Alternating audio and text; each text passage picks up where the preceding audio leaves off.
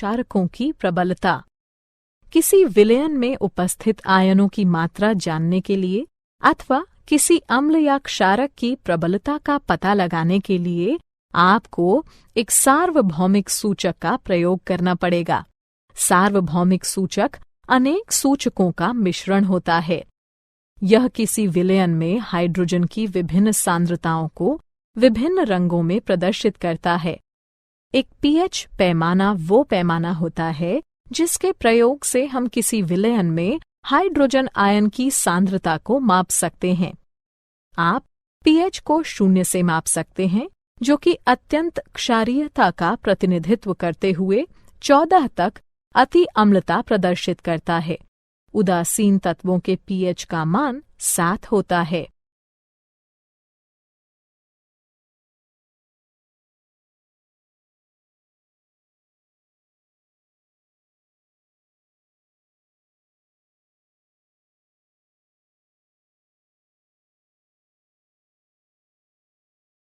क्या आप जानते हैं?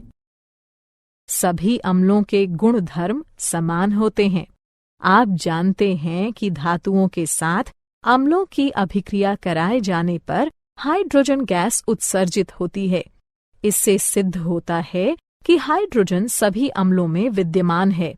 तथापि आपको ये पता लगाना होगा कि क्या हाइड्रोजन रखने वाले सभी तत्वों में अम्लीय गुण धर्म पाए जाते हैं।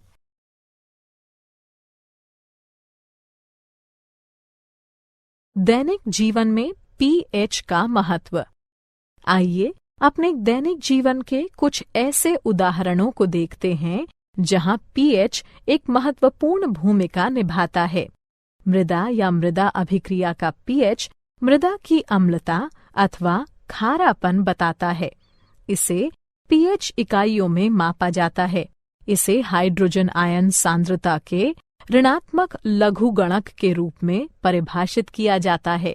मृदा में हाइड्रोजन आयनों की मात्रा में वृद्धि के साथ मृदा का पीएच भी बढ़ जाता है और मृदा की अम्लता में वृद्धि कर देता है। मृदा के पीएच को मृदा की मुख्य चर राशि माना जाता है क्योंकि यह कई रासायनिक अभिक्रियाओं पर नियंत्रण रखता है। यह पोषक तत्वों के रासायनिक रूपों पर नियंत्रण करके पौधों में पोषक तत्वों की उपलब्धता को विशेष रूप से प्रभावित करता है। पाचन तंत्र में पीएच। हमारा उदर हाइड्रोक्लोरिक अम्ल उत्पन्न करता है जो कि उदर को हानि पहुंचाए बिना भोजन पचाने में सहायता करता है। जब उदर अत्यधिक अम्ल उत्पन्न करने लगता है तो यह अपच हो जाता है तथा उदर में दर्द व जलन होने लगती है। इस दर्द से छुटकारा पाने का उपाय क्षारकों का प्रयोग है जिन्हें प्रत्यम्ल कहते हैं, जो कि अतिरिक्त अम्ल को उदासीन कर देते हैं। पीएच परिवर्तन के कारण दंतक्षय। दंतक्षय का कारण है दंतवल्क का संक्षारण। कैल्शियम फॉस्फेट से निर्मित दंतवल्क हमारे शरीर का कठोरतम पदार्थ है। यह जल में विलेय नहीं है, किंतु मुख की पीएच का मान 5.5 से कम होने पर यह संक्षारित हो जाता है। हमारे मुख में उपस्थित बैक्टीरिया भोजन के बाद मुख में बची अवशिष्ट शर्करा तथा खाद्य पदार्थों का निम्नीकरण करके अम्ल उत्पन्न करते हैं। इसे रोकने के लिए भोजन के पश्चात हर बार मुंह साफ कीजिए। साथ ही क्षारीय टूथपेस्टों का प्रयोग करने से अतिरिक्त अम्ल उदासीन होता है तथा दंत क्षय रुक जाता है।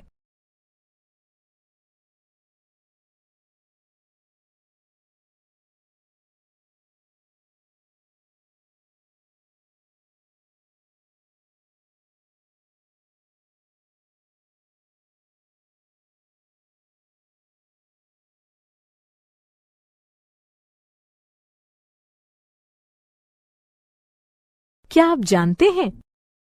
पशु व पौधे आत्मरक्षा में अम्ल उत्सर्जित करते हैं। उदाहरणार्थ मधुमक्खी का डंक, चींटी का डंक या बिच्छू पौधे के कांटे।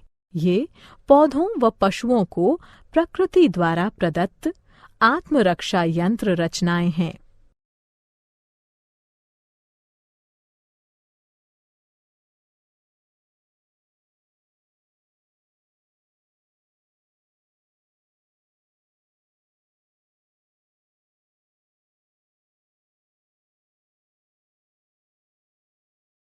लवण परिवार। लवण अम्लों व क्षारकों के मध्य अभिक्रिया से निर्मित होते हैं। जब अम्ल का H+ आयन धातु या अमोनियम के आयन से बदला जाता है तब लवण बनते हैं। एक जैसे ऋणात्मक या धनात्मक मूलक एक ही परिवार के कहलाते हैं। उदाहरणार्थ NaCl व Na2SO4 सोडियम लवणों के परिवार से हैं। इसी प्रकार NaCl व KCl क्लोराइड लवणों के परिवार से हैं।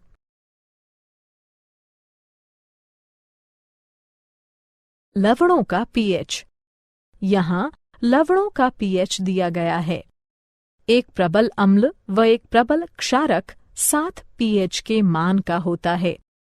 एक प्रबल अम्ल व एक दुर्बल क्षारक 7 से कम pH के मान का होता है। एक प्रबल क्षारक व एक दुर्बल अम्ल 7 से अधिक pH के मान का होता है।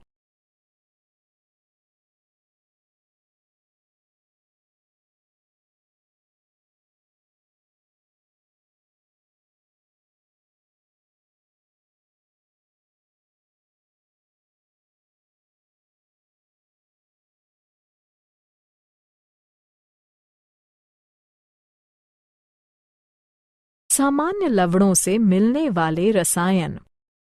लवणों से प्राप्त होने वाले कुछ रसायन निम्नलिखित हैं। सामान्य नमक।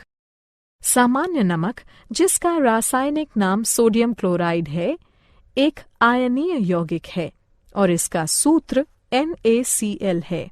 इसी के कारण समुद्र का जल खारा होता है।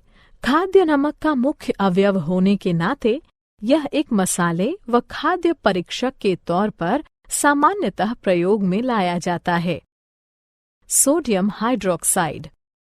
सामान्यतः कास्टिक सोडे के नाम से पहचाने जाने वाले सोडियम हाइड्रोक्साइड का आणविक सूत्र NaOH है। यह एक उच्च प्रदाहक धात्विक क्षारक है जो कि तृणशय्या, पपड़ी, दाने तथा 50% संतृप्त विलयन के रूप में पाया जाता है। यह जल, इथेनॉल व मीथेनॉल में विलेय है। इसका प्रयोग एक प्रबल रासायनिक क्षारक के रूप में लुगदी व कागज, कपड़ा, पेयजल, साबुन तथा डिटर्जेंट बनाने में तथा एक ड्रेन क्लीनर के रूप में किया जाता है। विरंजक चूर्ण। विरंजक चूर्ण, जिसका रासायनिक नाम कैल्शियम हाइपोक्लोराइट तथा सूत्र CaClO2 है, एक रासायनिक यौगिक है। मुख्य रूप से इसका प्रयोग जल शोधन हेतु तथा एक विरंजन कारक के रूप में किया जाता है। यह एक सापेक्षिक रूप से स्थिर रसायन है और इसमें सोडियम हाइपोक्लोराइट की अपेक्षा क्लोरीन अधिक पाई जाती है। खावन सोडा। खावन सोडा के नाम से प्रसिद्ध सोडियम बाइकार्बोनेट तथा सोडियम हाइड्रोजन कार्बोनेट एक रासायनिक यौगिक है जिसका NaHCO3 है। यह एक श्वेत ठोस है जो कि क्रिस्टलीय है किंतु एक महीन चूर्ण जैसा दिखाई देता है। इसका स्वाद एल्का नमकीन एल्कलाइन होता है। धावन सोडा।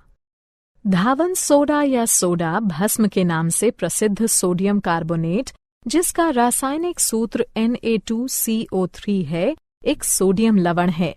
इसे वाटर सॉफ्टनर के तौर में प्रयोग में लाए जाने के कारण घर घर जाना जाता है। यह विभिन्न पौधों की भस्म से निष्कर्षित किया जा सकता है। यह लवण व चूना पत्थर से बड़ी मात्रा में संश्लेषण द्वारा प्राप्त किया जाता है। क्या आप जानते हैं? क्रिस्टलीकरण का जल वो जल है जो क्रिस्टलों में पाया जाता है। यह क्रिस्टलीय गुणधर्मों के संभरण में आवश्यक है किंतु पर्याप्त ऊष्मा द्वारा हटाए जाने में समर्थ है। यह किसी दिए गए तापमान पर निश्चित लवणों द्वारा छोड़े गए जल का कुल भार होता है।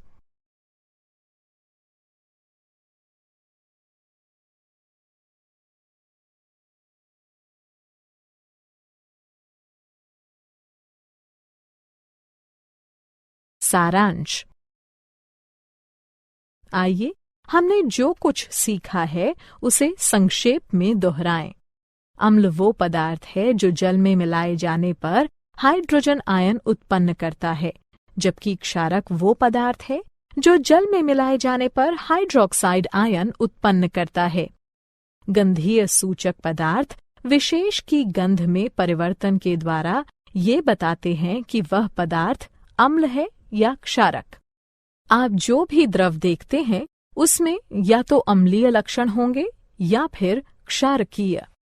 हाइड्रोजन से ऊपर सभी धातुएं अपने अपने लवण बनाने व हाइड्रोजन को मुक्त करने के लिए अभिक्रियाशीलता श्रृंखला में तनु अम्लों के साथ प्रतिक्रिया करती हैं।